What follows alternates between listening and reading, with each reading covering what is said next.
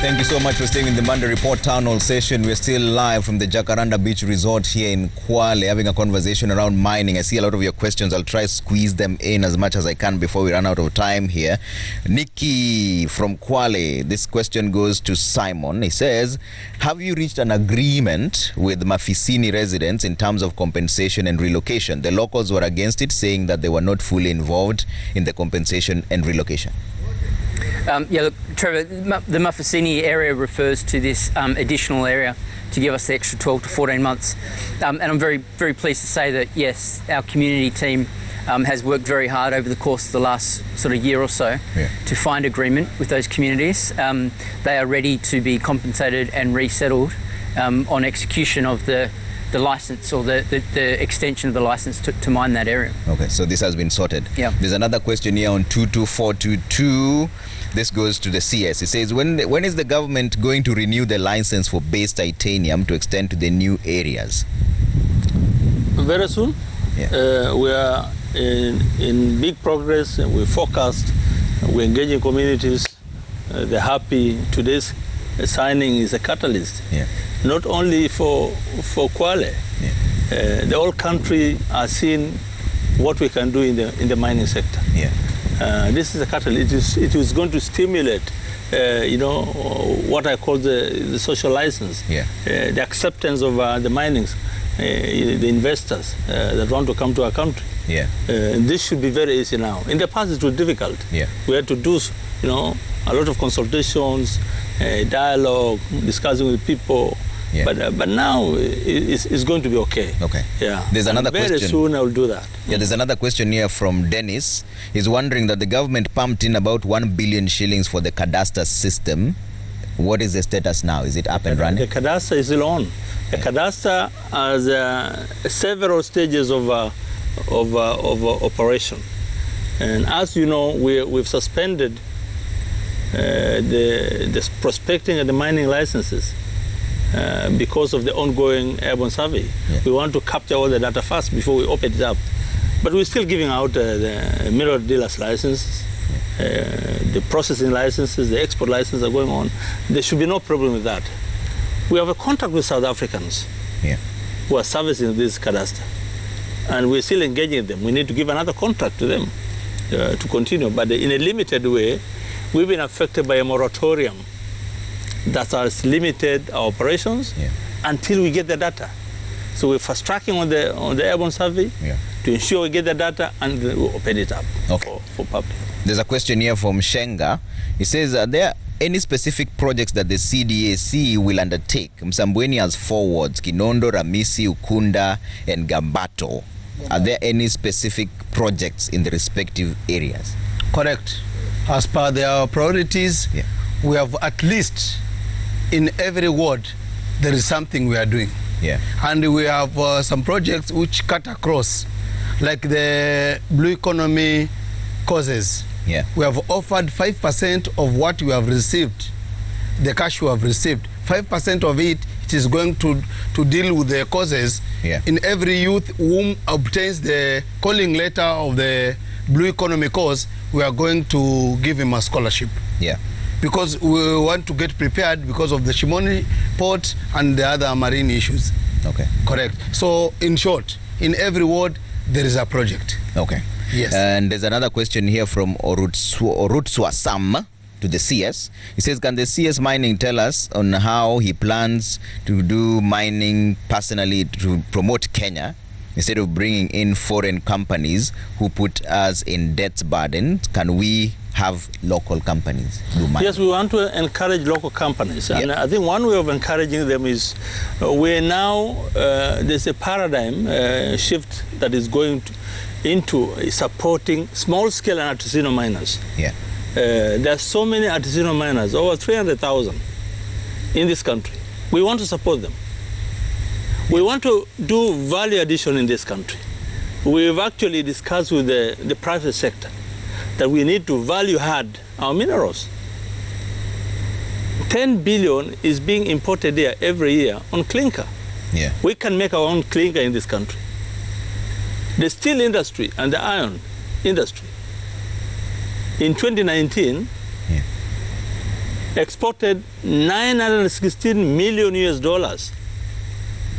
We want to start turning that around and produce our own steel in this country. Yeah. So we'll be in steel production.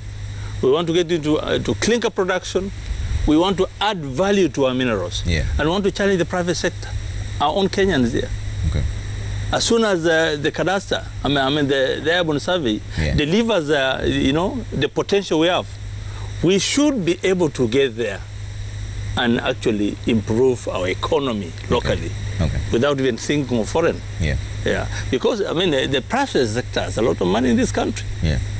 It can finance, clinker production, for instance, fertilizer factories because of our limestone.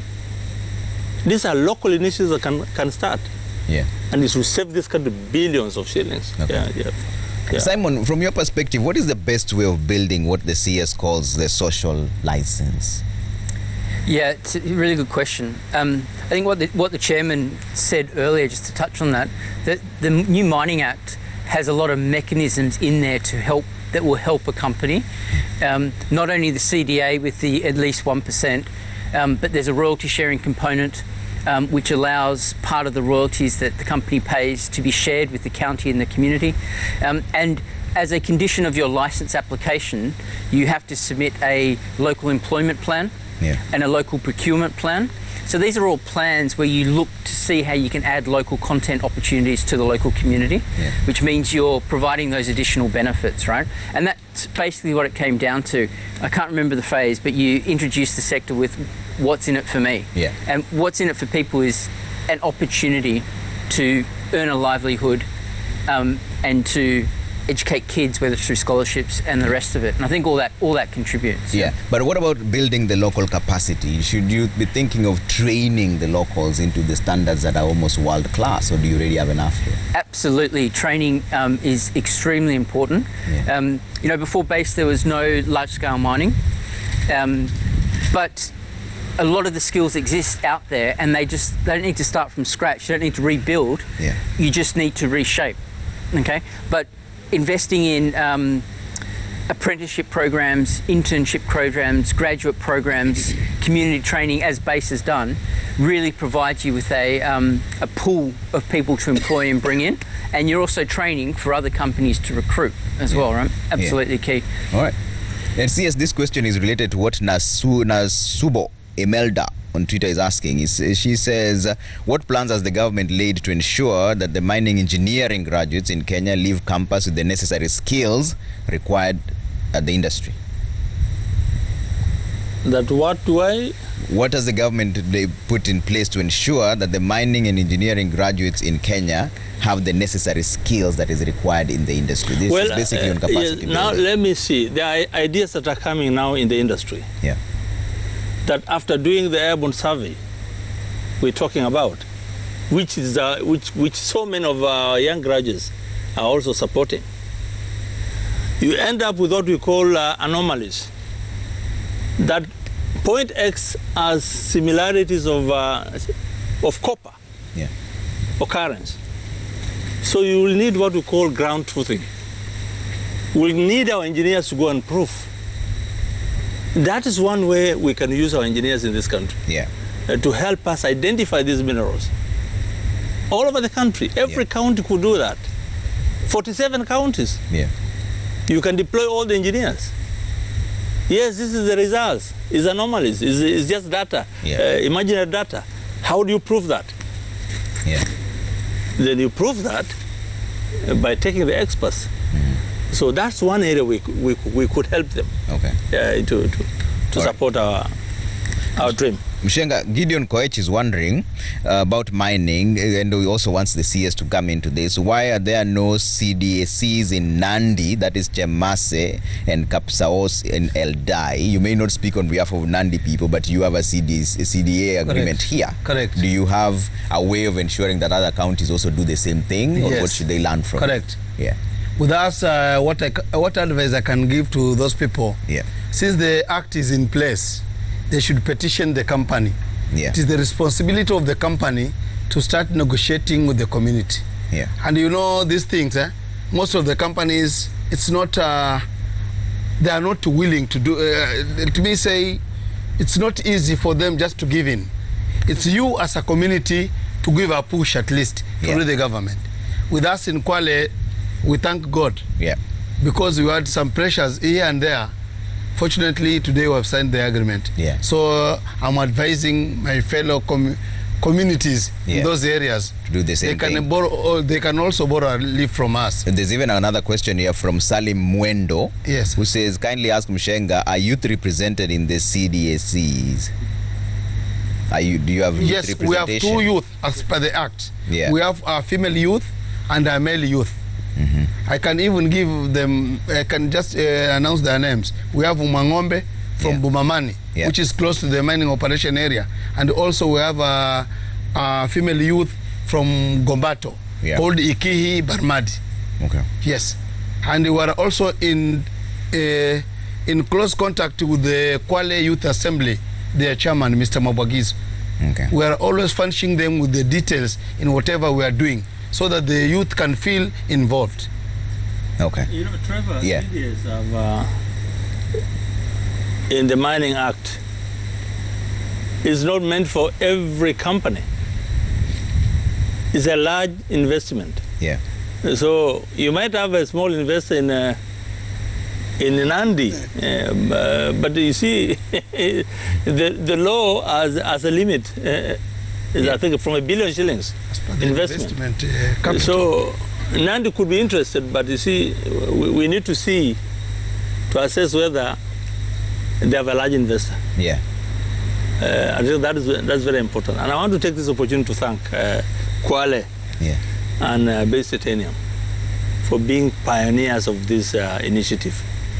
I think the whole country will now benchmark on this good progress that has been seen here. Yeah. As we are waiting for large investors, you must be a large investor to create that capacity. Yeah. You know, my small mine may be drawing about 30,000. It's small. Okay. It's artisanal. All right. So we must look at the Nandi, we must look at all these other counties to ensure when they draw the CDAs, it must be within the law and it must be a bigger company. Okay. Sam Owaga, and this goes to you, Simon, is wondering if I discover minerals within my home compound, how do I go about it? And he continues to say, is Base Titanium only restricted to do mining in Kwale region? It's a good question. First of all, minerals are owned by all the people of Kenya invested in the national government. So unfortunately, even though those minerals are on his plot, they don't belong to him.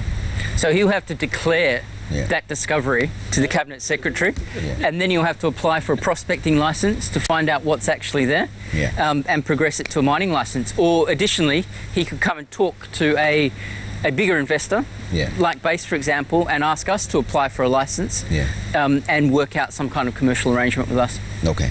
Majala Mlagui says, when will the Ministry of Petroleum and Mining start distributing the mineral royalties accrued since 2016? We're in the process of doing that. We have already engaged the National Treasury.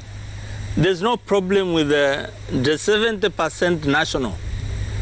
With the 20% that is meant for counties, it is the 10% for host communities that has a problem. Yeah. We need to put a framework that will handle that 10%. And that is what we engage in. We've formed a committee with the National Treasury. In the next 2 weeks, we want to fast track to see how we can enable the National Treasury to disburse these monies to the 3 levels of government. Simon, this also is to you. Austin Ochieng says, we are exporting the 3 minerals at Base Titanium Raw. What if we add value addition at the Dongokundu Special Economic Zone? Don't you think it would be far much better if we had our own value addition here? Yeah. Look, the vast majority of the minerals that Base produces, all the ilmenite and most of the rutile, is used in the pigment industry. Yeah. So you'd need a huge pigment plant to take it to the next step. Yeah. That pigment plant doesn't exist in Kenya. It doesn't exist on the African continent at this point. Australia's been mining these minerals for over 100 years, and we don't have a pigment plant in Australia. It's not economically viable. That said, a very small amount of our rutile is used to make titanium welding rods, and we've managed to find a number of local buyers for that to produce those welding rods, and in actual fact some of them sell them back to us for us to use on the mine site, so it's a bit of a circular economy situation. Okay. All right, and Mshenga, the other question that people are wondering is how then do you integrate this 1% royalties that you're getting from the companies and what the county government or even the national government is supposed to do?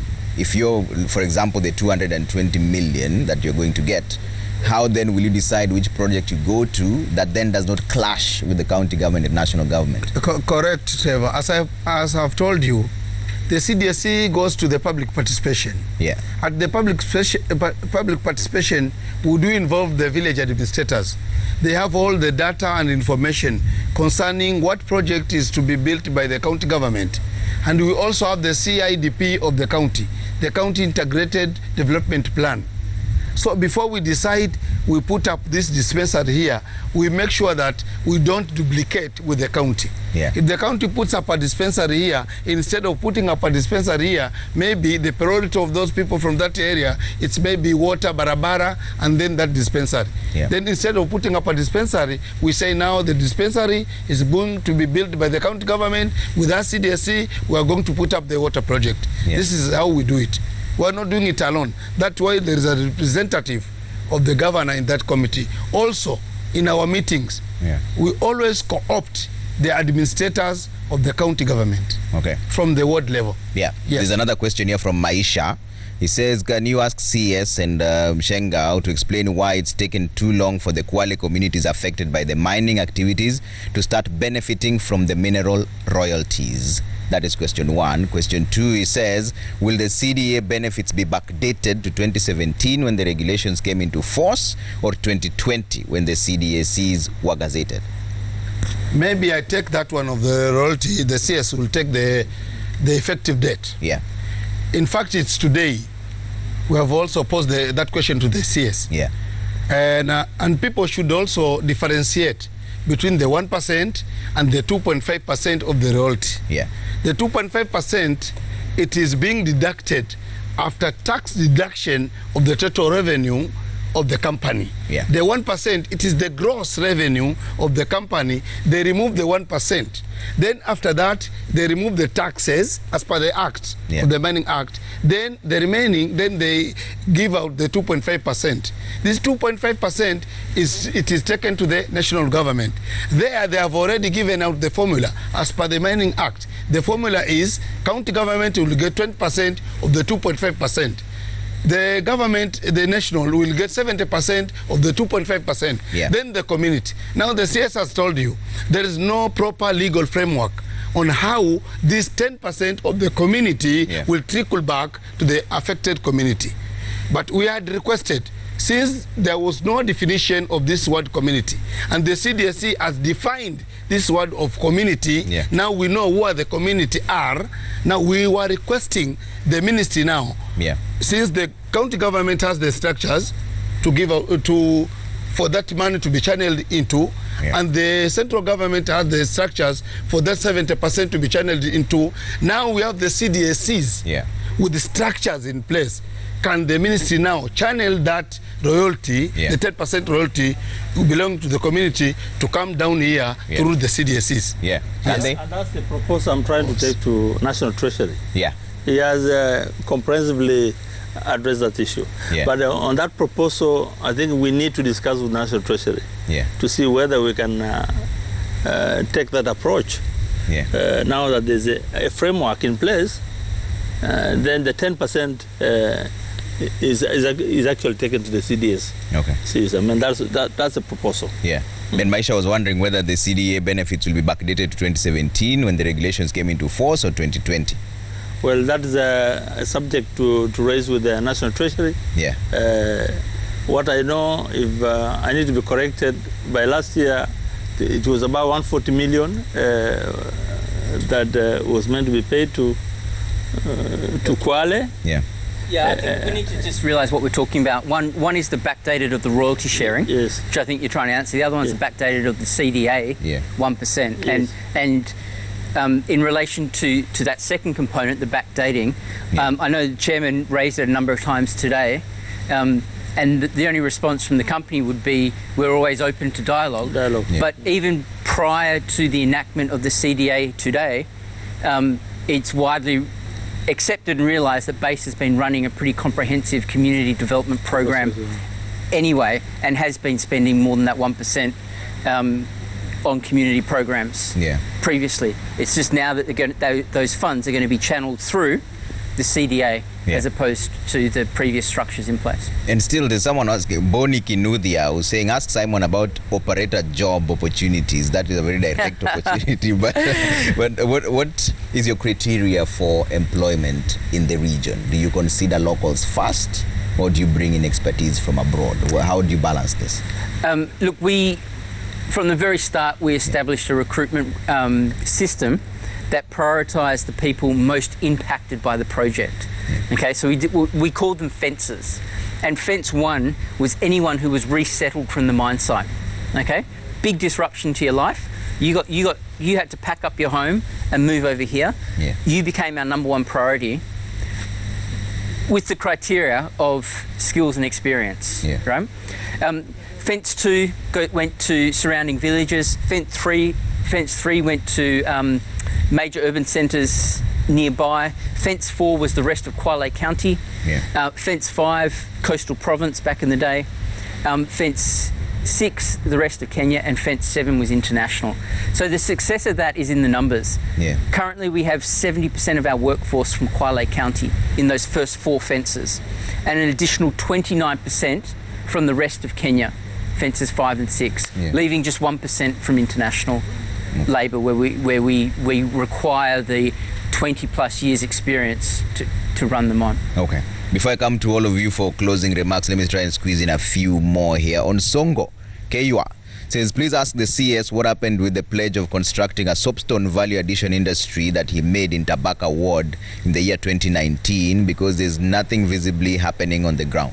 Well, as I said, we are backing on value addition, and there were 4 value addition projects that were identified, and they're in various stages of procurement. Kakamega Gold Refinery, Vihiga Granite Factory, soapstones in Kisii, the one he's talking about, and Voi Gem Center. Those are the 4 priority projects we wanted to support.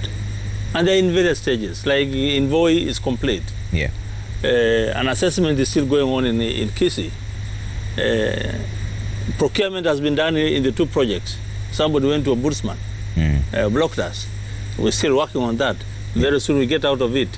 It's a matter we're addressing now with the Ombudsman. And this whole process is to enable the country add value to our minerals. Umbija, I must say this, as I was coming here, many Kenyans were calling me and telling me, please open the mining sector in this country. Let's not criminalize the minerals. Let's not catch somebody with gold and tell them, this gold, where do you get it from, and all that. We want to make Kenya a hub. We want to see gold coming from South Sudan, Uganda. People want to do refineries here. People want to do auctions, house auctions. That can be done in this country. The Congolese who come here, everybody coming here is saying, let's make Kenya and let's make Nairobi an hub, like Dubai, like all this. Dubai doesn't have any minerals. If you see a safarite with somebody, let's not criminalize and catch the person. And that is now what we want to do, to harmonize and zero rate on some of our minerals. To enable Kenya now become an hub, and that is the most important thing we need to do. Okay, but CS, therein also lies a challenge, because we know lately in Ikolomani, in fact, artisanal miners, 5 of them passed away. What is the government doing to ensure that regulations and rules are put in place for the artisanal miners to be safe? We went to all counties, and we've done 3/4 of the counties to sensitize the county officials, the the artisanal miners and the private sector on the dangers. Through that process, we formed rapid response teams. Yeah. Even in Kakamega, we have a rapid response team to deal with environmental hazards happening in those areas. We have also set up gazetted artisanal miners, train them. And with the county governments, we're trying to train them, organize them, and give capacity to them. Enforcement is a big issue. Yeah. Of course, Interior and the Ministry of Mining must enforce. With our officers, we must ensure the mines are safe. Yeah. But tomorrow you find somebody putting a mine outside somewhere. And that's why we are now forming these artisanal mining committees to give them knowledge and to entrust them on matters of safety so that they deliver that message to their members. Okay. And we want to support all the miners. I mean, there are over 300,000. Yeah. And I always say the future is in mining, in artisanal mining. Assuming every single miner turns up with a gram of gold, for instance, that is huge amounts of money in this country. Yeah. So the focus is in that small level. The big boys are okay, they can manage themselves, but the small miner, the artisanal miner, the small scale miner, needs to be supported. Okay. And through the county governments, and I want to pick the 47 county governors, through them, we can actually change the course of artisanal mining. All right. Mshenga, tukifunga tu, what should the people expect going forward? From the CDSC? Yes.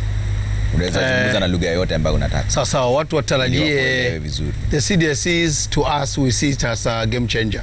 Tunaiona kama ni kitu kitapindua maneno. Najua expectations are very high. Lakini wacha tuanze na ile tumepata, tuoneshe mfano. Since we are the pioneers of this process of CDSCs, let's hope and be supported so that we can deliver and be the benchmarking area of this country as a whole. Secondly, I may request the CS. You know, with the best Italian people have talked about the value addition. To me, the value addition, it is that product and the byproduct within that product, so that they can be refined in Kenya. The refining of the processing, if it can be done in Kenya, it will create more jobs. Okay. So, but with our case today, base just takes the rutile outside, maybe to China and to where.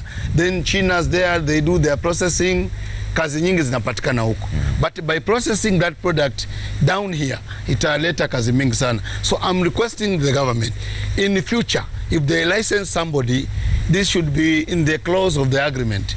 Wafanya hiyo maneno. Yes, that is what I can say. Okay. Correct. Secondly, the issue of the royalties. If we can get 1% to be 220 million in a year. For the CDSCs. What of 2.5%? It's more than that. So what do I mean?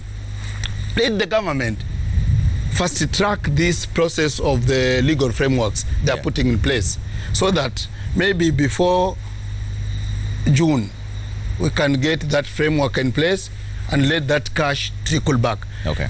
The community is wondering, wananchi uko chini wana wasiwasi, wacha tusifichane, wanasema je, hizi pesa na vile serikali iko asikutumika kwa BBI huko na kwa ligi. Ni maneno ya Wakenya wanafikiria, bwana waziri.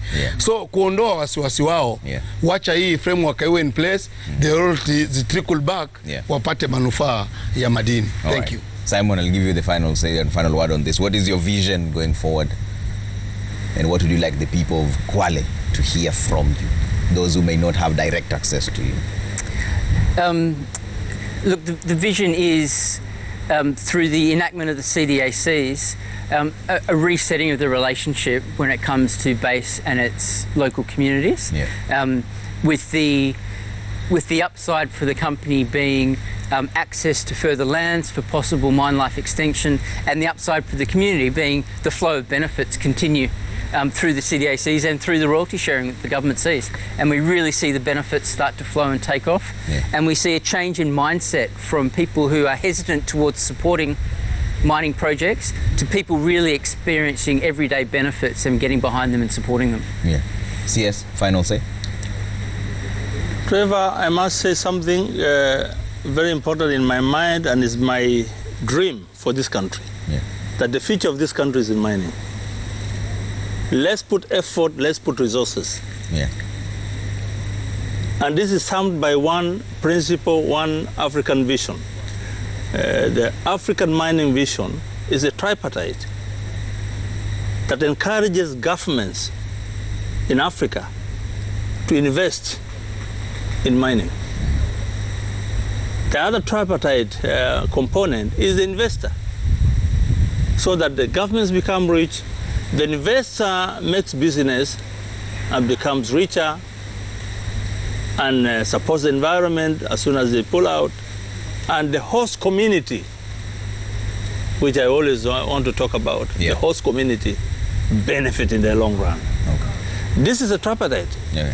and that is what Kenya needs, and that is the arrangement that should be encouraged in this country. Yeah. More resources, agriculture has done its bit, tourism will do its bit, Yeah. mining is still untapped. Okay. There's so much to do in this country, All right. as far as mining is concerned. Thank All you right. very much. Thank you all for making time this evening. Honorable John Munye, CS for Ministry of Petroleum and Mining, Simon Wall, the General Manager, External Affairs, Base Titanium, and Mshenga Ruga, Chairperson, Sambweni Community Development Agreement Committee. They say future is in mining. And thank you for watching the Monday Report. We've run out of time here. Thank you so much for the feedback. I saw at Trevor Mbidi at Citizen TV Kenya using the hashtag Monday Report. We'll keep this conversation burning all through. And special thanks to the Jacaranda Beach Resort right here in Kwale for hosting us tonight. That's it for now. My name is Trevor Mbidi. Always a pleasure having you with us. Have a fantastic week ahead and stay safe. God bless. Bye for now.